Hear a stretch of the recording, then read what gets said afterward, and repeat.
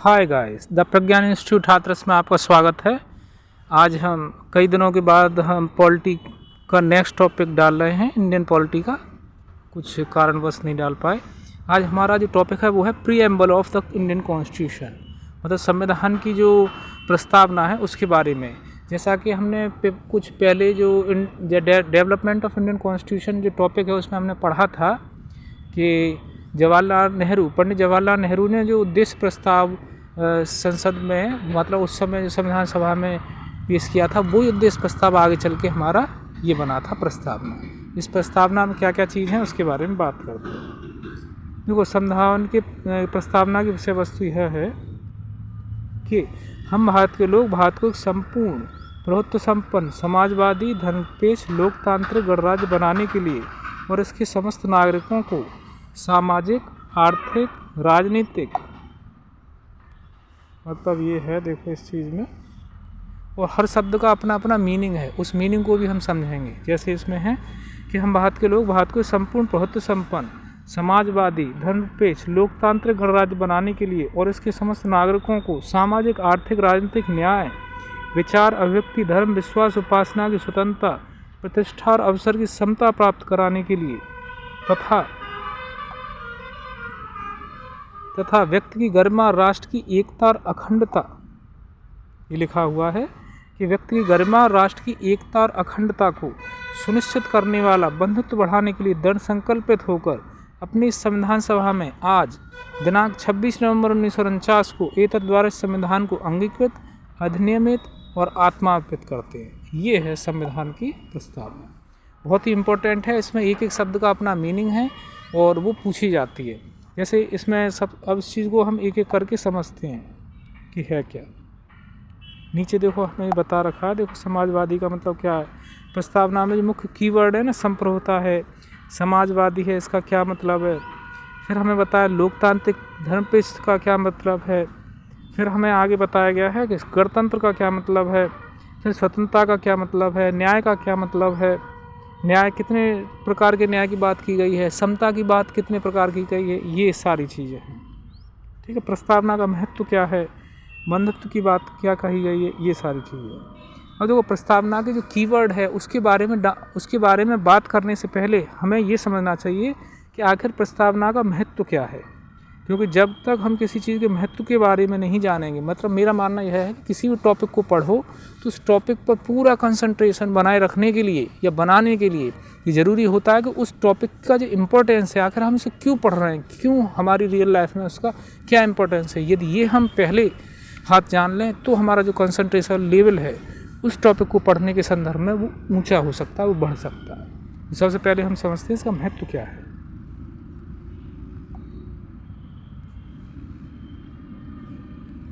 देखिए, प्रस्तावना में उस आधारभूत दर्शन, राजनीतिक, धार्मिक और नैतिक मूल्यों का उल्लेख है। ये है, देखो मतलब वो क्या कह रहे हैं। देखो, प्रस्तावना में उस आधारभूत दर्शन, राजनीतिक, धार्मिक, नैतिक मौलिक मूल्यों का उल्लेख है जो हमारे संविधान के आधार पर है। इसमें संविधान सभा को महान आदर्श सोच उल्लेखित है। इसके अलावा संविधान की नींव रखने वालों के सपने अभिलाषा को परिलक्षण करती है। संविधान निर्माण में महत्वपूर्ण भूमिका निभाने वाले संविधान सभा के अध्यक्ष कौन थे। संविधान निर्माण में महत्वपूर्ण भूमिका निभाने वाले संविधान सभा के अध्यक्ष सर अल्लादी कृष्णा स्वामी अय्यर के शब्दों में, संविधान की प्रस्तावना हमारे दीर्घकालिक सपनों का विचार है। कभी कभी क्वेश्चंस में ये पूछ लिया जाता है गवर्नमेंट एग्जाम में कि ये जो स्टेटमेंट है जो का तुम दे सकते हैं, संविधान की प्रस्तावना हमारे दीर्घकालिक सपनों का विचार है, मतलब दीर्घकालिक जो सपनों का विचार है वो हमारी संविधान की प्रस्तावना है। ऐसा कहना किसका था, तो संविधान सभा के जो अध्यक्ष थे अल्लादी कृष्णा स्वामी, उनका था। ठीक है, ये है। तो इससे हमें पता लग रहा है कि आखिर हमारी संविधान की जो प्रस्तावना है उसकी इम्पोर्टेंस क्या है। इस स्टेटमेंट से पता लग रहा है कि संविधान की जो प्रस्तावना है वो हमारे दीर्घकालिक सपनों का विचार है। ऐसा विचार किसका है, सर अल्लादी कृष्णा स्वामी अय्यर, जो संविधान सभा के अध्यक्ष रहे थे, उनका है। संविधान सभा की प्रारूप समिति के सदस्य के मुंशी के अनुसार प्रस्तावना हमारी संप्रभु लोकतांत्रिक गणराज्य का भविष्य फल है, मतलब हमारी संप्रभु लोकतांत्रिक गणराज्य का भविष्य फल है प्रस्तावना। ये भी इसके इम्पोर्टेंस को बताती है। संविधान की प्रस्तावना हमारे दीर्घकालिक सपनों का विचार है, ये स्टेटमेंट भी जो कृष्णस्वामी अय्यर ने कहा है। साथ ही नेक्स्ट है संविधान सभा के अन्य सदस्य ठाकुर दास भार्गव ने संविधान की प्रस्तावना के बारे में कहा कि प्रस्तावना संविधान का सबसे सम्मानित भाग है, यूँ कहो कि संविधान की सोल है, आत्मा है, ये संविधान की कुंजी है या आत्मा है, ये संविधान का आभूषण है। मतलब उसी चीज़ को अलग अलग ढंग से कह रहे हैं कि जो हमारी प्रीएम्बल ऑफ इंडियन कॉन्स्टिट्यूशन है वो संविधान की आत्मा है या आभूषण है, या फिर हम कह सकते हैं वो कुंजी है। ये एक उचित स्थान है जहाँ से कोई भी संविधान का मूल्यांकन कर सकता है। दैट इज एक विंडो है। मतलब इंडियन कॉन्स्टिट्यूशन में अंदर पूरा इंडियन कॉन्स्टिट्यूशन मत पढ़ो, बल्कि इंडियन कॉन्स्टिट्यूशन में प्रीएम्बल पढ़ लो अच्छे से, उसकी कीवर्ड वगैरह का पूरा डिटेल में पढ़ लो, तो इससे पता लग जाएगी कि आखिर से इंडियन कॉन्स्टिट्यूशन का सार क्या है।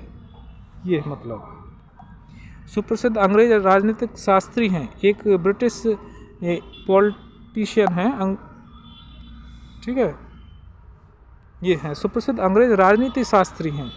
कौन है? Barker, Ernest Barker. उनके अनुसार क्या है, हाँ, कि प्रस्तावना लिखने वालों को राजनीतिक बुद्धिजीवी कहकर अपना सम्मान देते हैं।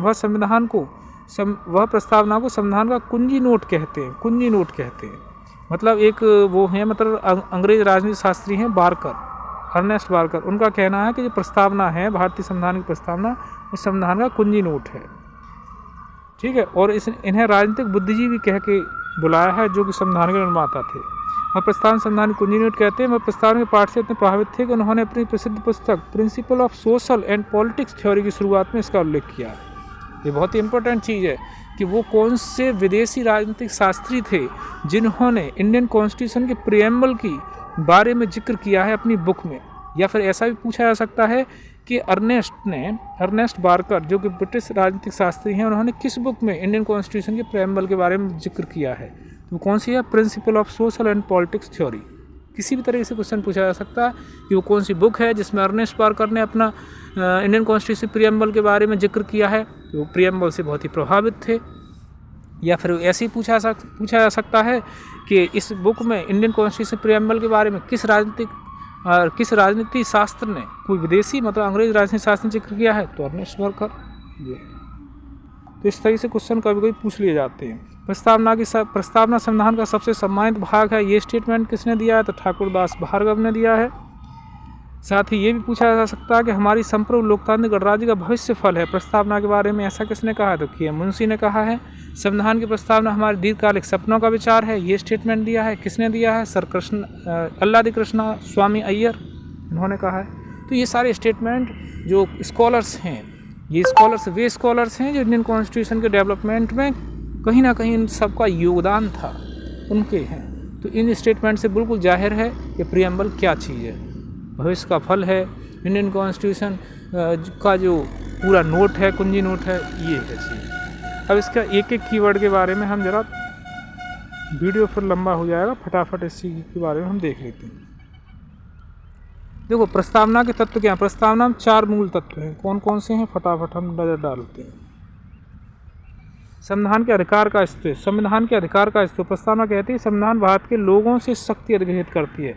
मतलब भारत में जो संसद है, जैसा कि हमने पिछले टॉपिक्स में पढ़ा था कि भारत में जो सॉवरेन पावर है, जो सॉवरेनिटी जो है वो इंडियन पार्लियामेंट की नहीं है बल्कि इंडियन कॉन्स्टिट्यूशन की है। अब इंडियन कॉन्स्टिट्यूशन प्रीएम्बल में ये बताया गया कि संविधान के अधिकार का अस्तित्व कौन है? भारतीय हैं, भारत के लोग। नेक्स्ट, भारत की प्रकृति के बारे में बताया, यह घोषणा करती है भारत एक संप्रभु है, सॉवरेन है, सोशलिस्ट है, सेकुलर है, डेमोक्रेटिक है और गणतांत्रिक है। गणतांत्रिक का मतलब है रिपब्लिक, दैट इज इसका हेड ऑफ स्टेट जो चुना जाता है, इलेक्टेड किया जाता है, चाहे वो इलेक्शन डायरेक्टली हो चाहे इनडायरेक्टली हो, जो भी हो। तो 4 प्रमुख तत्व हैं प्रस्तावना के। पहला कि संविधान का अधिकार का स्रोत भारतीय है, जनता है। भारत की जो प्रकृति है वो बता दी कि संप्रभु है, समाजवादी है, धर्मनिरपेक्ष है, लोकतांत्रिक है, गणतांत्रिक राज्य व्यवस्था है। नेक्स्ट, थर्ड तत्व है संविधान के उद्देश्य। इसके अनुसार न्याय, स्वतंत्रता, समता, बंधुत्व संविधान के उद्देश्य हैं। 4 चीज़ हैं, न्याय, स्वतंत्रता, समता, बंधुत्व। नेक्स्ट है संविधान लागू होने की तिथि 26 नवंबर 1949 को। जैसा कि जाहिर है भारतीय संविधान पहली बार अंशतः लागू हुआ। ध्यान रखने वाली बात है कि कीवर्ड है कि पहली बार कब लागू हुआ और पहली बार अंशतः लागू हुआ है 1949, 26 नवंबर 1949। अब हम आते हैं इसके कीवर्ड को एक एक करके फटाफट समझ लेते हैं। सबसे पहली बात है संप्रभुता। देखो संप्रभुता का मतलब है कि कोई भी कंट्री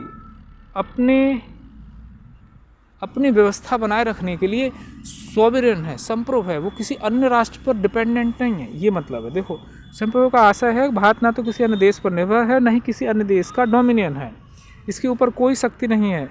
यह अपने मामलों, चाहे वो इंटरनल अफेयर्स हों या फिर वो एक्सटर्नल अफेयर्स हों, उनका निवारण करने के लिए पूर्णतः स्वतंत्र है। दैट इज भारत जो है अपने एडमिनिस्ट्रेशन के लिए, चाहे इंटरनल एडमिनिस्ट्रेशन हो, चाहे भारत के विदेशिक मामलों का एडमिनिस्ट्रेशन हो, वो सब भारत खुद निर्णय लेगा, वो किसी भी अन्य राष्ट्र पर निर्भर नहीं है, ये मतलब है। 1949 में भारत ने राष्ट्रमंडल की सदस्यता स्वीकार करते हुए ब्रिटेन को इसका प्रमुख माना तथा संविधान ने 1949 में राष्ट्रमंडल की सदस्यता स्वीकार की है। यह ब्रिटेन को इसका प्रमुख माना तथा संविधान से अलग यह घोषणा की किसी तरह से भारतीय क्षमता प्रभावित नहीं करती। हाँ, हालांकि राष्ट्रमंडल जो है कॉमनवेल्थ है, ये कॉमनवेल्थ के मेंबर वो नेशन है जो कभी ना कभी ब्रिटेन का कभी ना कभी पास्ट में जहाँ पर उसने शासन किया था वो है। हालांकि इस पर भी विवाद है कि कॉमनवेल्थ का मेंबर भारत को नहीं रहना चाहिए, क्या ज़रूरत है, जब पूरा देश स्वतंत्र हो गया तो उस ऐसी ऑर्गेनाइजेशन का हिस्सा क्यों बनूं जिसका जो हेड है वो राष्ट्र है जिसने हम पर कभी राज किया था। जो भी हो वो थ्योरी अलग है, ठीक है। संप्रभुता, एक संप्रभु राज्य होने के नाते भारत किसी विदेशी सीमा का अधिग्रहण किसी अन्य देश के पक्ष में अपनी सीमा के किसी भी हिस्से पर से दावा छोड़ सकता है। कुल मिला के एक संप्रभु है अपने आंतरिक और बाह्य मामलों को प्रबंधित करने के लिए। नेक्स्ट सेकंड कीवर्ड है समाजवादी। अब देखो समाजवादी का मतलब क्या, भारत के संदर्भ में समाजवादी का मतलब बड़ी सावधानी से समझने की जरूरत है। 1976 में समाजवादी, धर्मनिरपेक्ष, अखंडता 3 शब्द जोड़े गए थे। मतलब 1942 नहीं, जो 42वां संविधान संशोधन जो 1976 में हुआ था, जब इंदिरा गांधी जी की गवर्नमेंट थी उस समय, ठीक है, 42वां संविधान संशोधन हुआ था, उस समय 3 शब्द जोड़े गए थे, समाजवादी, धर्मनिरपेक्षता और अखंडता। उस समाजवादी का मतलब क्या, वो बात है। नीति निर्देशक सिद्धांतों के रूप में समाजवादी लक्षण मौजूद थे। कैसे क्वेश्चन पूछा जा सकता है, वो कौन से 3 शब्द हैं जिन्हें बाद में संवैधानिक प्रस्तावना में जोड़ा गया, दैट इज मूल प्रस्तावना में नहीं थे, तो वो यही है, समाजवादी, धर्मनिरपेक्षता, अखंडता, बाद में जोड़े गए 42वां संविधान संशोधन 1976। इसका मतलब क्या है, देखो जो बात पहले संविधान में थी उसे इस पर से जोड़ दिया गया। इसे फिर कांग्रेस पार्टी ने समाजवादी स्वरूप को स्थापित करने 1955 में आवाडी शास्त्र में एक प्रस्ताव पारित कर इसके अनुसार कार्य किया। ये बात ध्यान देने योग्य है, भारतीय समाजवाद लोकतांत्रिक समाजवाद है, न कि साम्यवादी समाजवाद। हाँ, तो भारत का समाजवाद है वो साम्यवादी समाजवाद नहीं है जो कि चाइना वगैरह में है। भारत का समाजवाद लोकतांत्रिक समाजवाद है, जिससे राज्याश्रित समाजवाद भी कहा जाता है, जिसमें उत्पादन वितरण के जो साधन हैं, जो प्रोडक्शन डिस्ट्रीब्यूशन के साधन हैं, उनका राष्ट्रीयकरण और निजी संपत्ति का उन्मूलन शामिल है। जिसमें उत्पादन वितरण के सभी साधनों का राष्ट्रीयकरण, निजी संपत्ति का उन्मूलन शामिल है। लोकतांत्रिक समाजवाद निश्चित अवस्था में आस्था रखता है। अच्छा, मतलब वो कह रहे हैं कि भारत का समाजवाद है लोकतांत्रिक समाजवाद है और साम्यवादी समाजवाद नहीं है। साम्यवादी समाजवाद में क्या था कि जो प्राइवेट प्रॉपर्टी वाली कोई कंसेप्ट ही नहीं है, जो कुछ भी प्रॉपर्टी होगी सब वो गवर्नमेंट की होती है, और जो भी लोग होते हैं उस देश के, वो सब गवर्नमेंट के एम्प्लॉय के तौर पर काम करते हैं। ये होता है, प्राइवेट प्रॉपर्टी नाम की कोई चीज़ नहीं होती, जबकि भारत में ऐसा नहीं है। भारतीय लोकतांत्रिक समाजवाद निश्चित अवस्था है, इसमें आस्था रखता है, वो जहाँ सार्वजनिक और निजी क्षेत्र के साथ साथ मौजूदा रहते हैं। जैसा कि सर्वोच्च न्यायालय कहता है कि लोकतांत्रिक समाजवाद का उद्देश्य उपेक्षा, बीमारी, अवसर की असमता को समाप्त करना, ये बात है। नेक्स्ट कीवर्ड है हमारा धर्मनिरपेक्ष, ठीक है।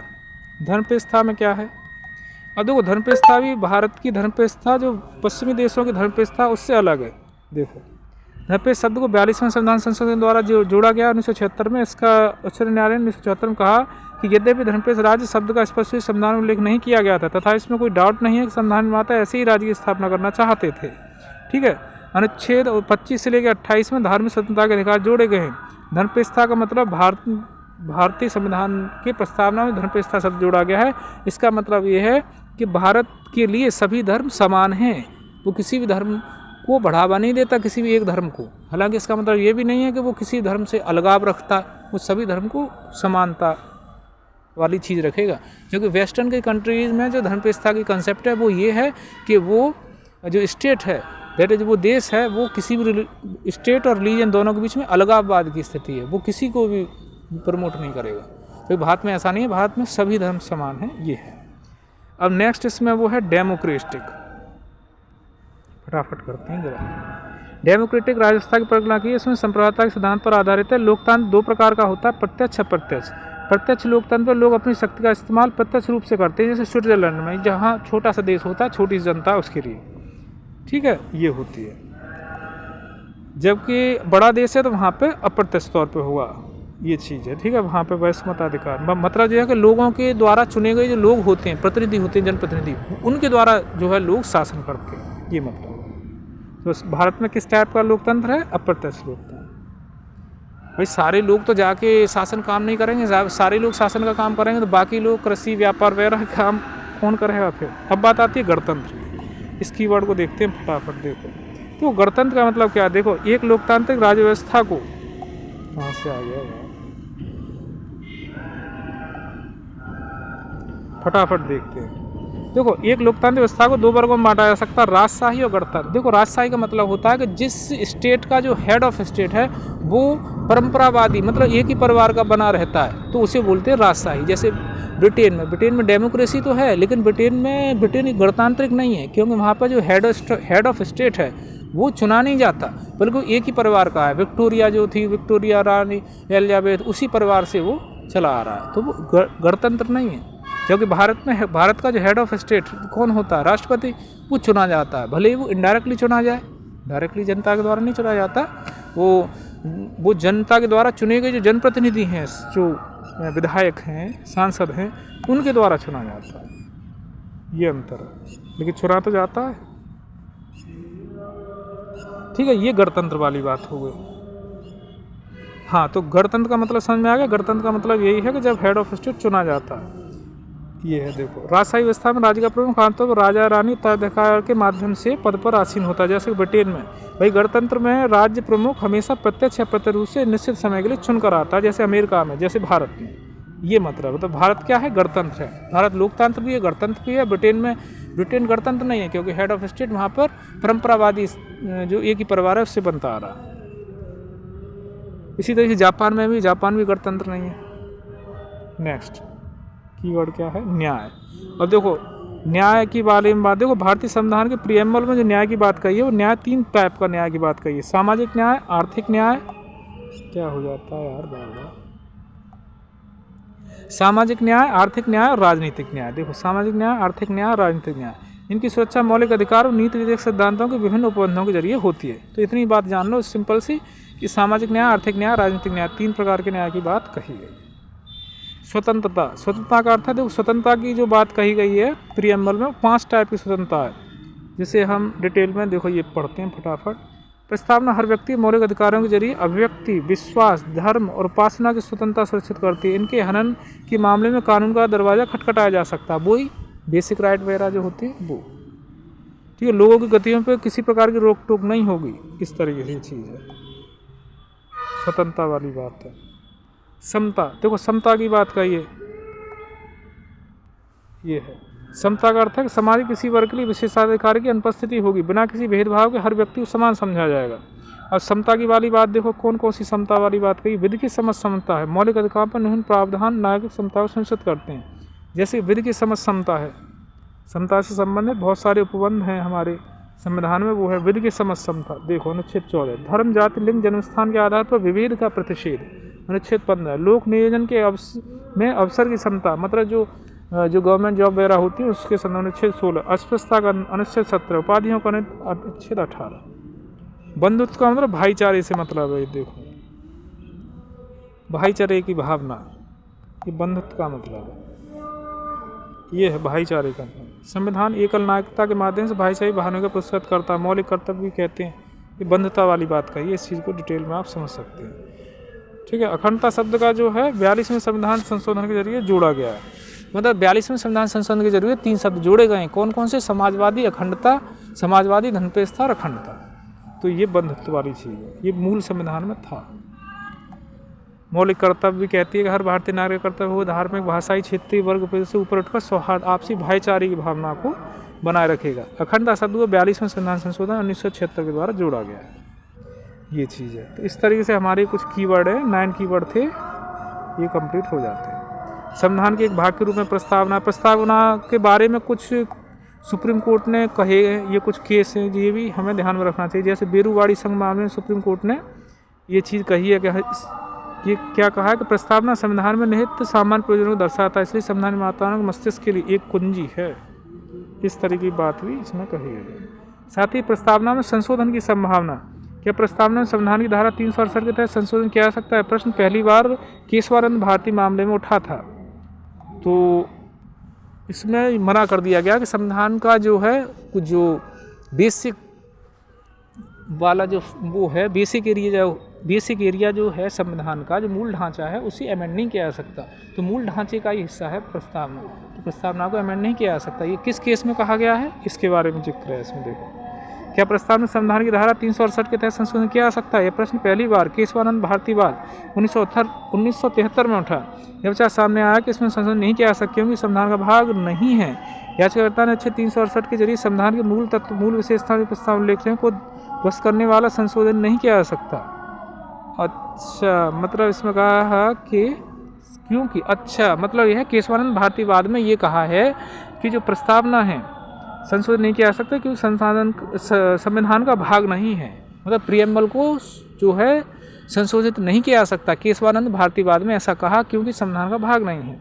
हालांकि उच्चतम न्यायालय ने व्यवस्था दी कि प्रस्तावना संविधान का भाग है, बाद में कही है। पहले केशवानंद भारतीवाद में ये कहा था कि प्रस्तावना को अमेंड नहीं किया जा सकता। क्यों नहीं किया जा सकता? क्योंकि प्रस्तावना संविधान का भाग नहीं है। हालांकि सुप्रीम कोर्ट को ये भी राइट है कि वो अपने दिए गए डिसीजन को पलट भी सकता है। बाद में फिर सुप्रीम कोर्ट ने व्यवस्था दी कि प्रस्तावना संविधान का भाग है। न्यायालय अपना मत बेरूवाड़ी के तहत दिया, कहा कि प्रस्तावना को संशोधित किया जा सकता है बशर्ते मूल विशेषताओं में संशोधन नहीं किया जाए।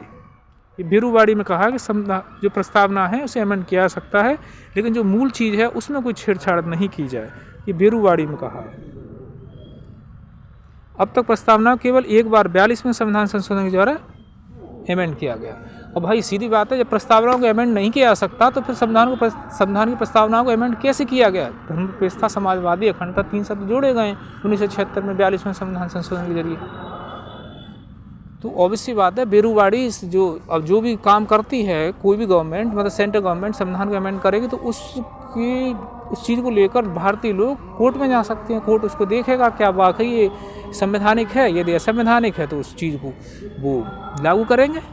ये चीज़ होती है। तो बेरूवाड़ी में कहा गया, बेरूवाड़ी जो केस है उसमें सुप्रीम कोर्ट ने कह दिया कि संविधान की प्रस्तावना को अमेंड किया जा सकता है, लेकिन जो कुछ कीवर्ड है, मुख्य तत्व, उन्हें नहीं किया जा सकता।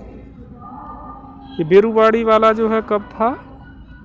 42वें केस के जरिए 3 शब्द जोड़े गए। बेरूवाड़ी 1960 में कहा गया। हाँ, बेरूवाड़ी जो केस है 1960 में कहा गया और बाद में अमेंड की गई है प्रीएम्बल। ये सुप्रीम कोर्ट ने पहले ही व्यवस्था दे दी थी कि नई प्रस्तावना को अमेंड किया जा सकता। 1960 में कह दी गई बेरूवाड़ी केस में, 1976 में जाके अमेंड कर दिए।